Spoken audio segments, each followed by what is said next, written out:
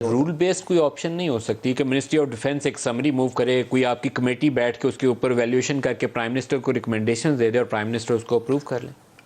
میں دیکھیں مشکل کام ہے. مشکل کام. کوئی بھی پوزیشن ہو وہ آپ کمیٹی سے یہ فیصلے نہیں کروا سکتے.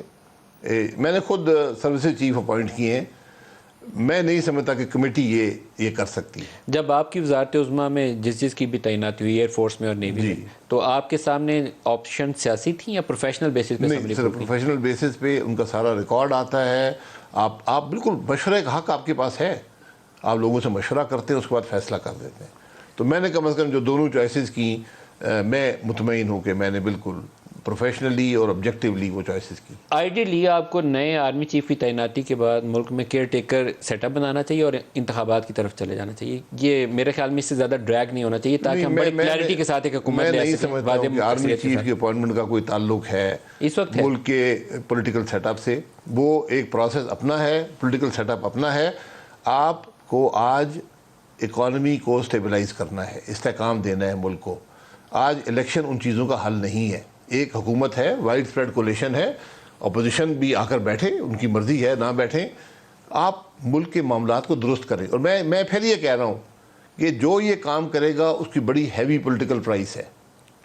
آپ کا اثر ہوگا پولنگ سٹیشن پر, لیکن یہ کام کسی نے تو کرنا ہے, ورنہ ہم صرف سیاست کھیلنے کے لیے, سیاسی مفاد کے لیے ملک کے مفاد کو داؤ پر نہیں لگا سکتے. آپ تقریباً 80% اس کی کاسٹ لے چکے ہیں, اس ایڈجسٹمنٹ کی 20% کاسٹ باقی. آپ نے ایک پیٹرولیم پرائس کی ایڈجسٹمنٹ کرنی ہے اور آپ نے کوئی اینٹی کرپشن لاز امینڈ کرنے ہیں. بھی کرنے کو میں 20 کیا, میں 100% اور دینے کو. اگست اینڈ تک آپ کا IMF کا پروگرام اور یہ بائی لیٹرل لونز وغیرہ تھرو ہو جائیں گے, پھر آپ کی پوزیشن کمپیریٹیولی بہتر ہو جائے گی. جی آپ استحکام دے رہے ہیں نا ملک کو, آپ حالات انشاءاللہ بہتر ہو جائیں گے. لیکن یہ 4-5 ہفتے میں روپے کو اور پھٹا لگ گیا تو پاکستانی آپ کو بخشیں گے نہیں. دیکھیں روپیہ اور ڈالر کی ریلیشن شپ آج جو ہے اس کا تعلق ملک کی اکانومی سے دونوں سے ہے. جی آپ وہ اس کو تو دیکھیں نا, آج تقریباً 10-15 روپے جو ہیں وہ ڈالر کی اپنی اسٹرینتھ کی وجہ سے ہیں.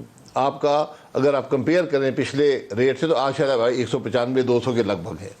مفتاح اسماعیل کو آپ نے وزیر خزانہ لگایا تھا اور اب اسحاق ڈار صاحب کی بھی خبر ہے. نہیں میں نے نہیں لگایا, وزیر اعظم صاحب کی ہے, میرے وزیر اعظم. نہیں سر, جب آپ وزیر اعظم بنے تھے تو آپ کے وزیر خزانہ تھے. جی